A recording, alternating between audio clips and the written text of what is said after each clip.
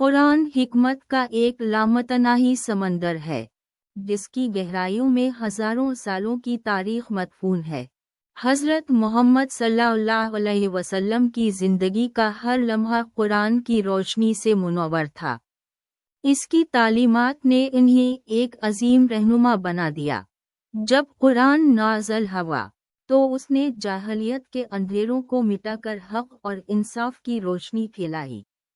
जैसा कि सूरत और रहमान में इरशाद है, फिल्बे आए आला रबकुमा तुकज़े बिलाने, ये आयत अल्लाह की निमतों की बेपाया रहमत का इजहार करती है जो हर इंसान पर है। सहाबा किराम ने कुरान की तालीमात को अपनी जिंदगियों में अमली जामा पहनाया और इस्लाम की मुख्तलिफ तहजीबों में फैलाव में अहम किरदार अदा किया। अबू बकर सिद्दीक़ रज़ियल्लाहु अन्हु ने कुरान की पहली मर्तबा तहरीर व तदवीन की काविशों की क़यादत की, जिससे उसकी हिफाजत यकीनी बनी। कुरान की हिकमत का मुताला हमें ज़िंदगी की हर पहलू में हिदायत और रहनुमाई फराहम करता है।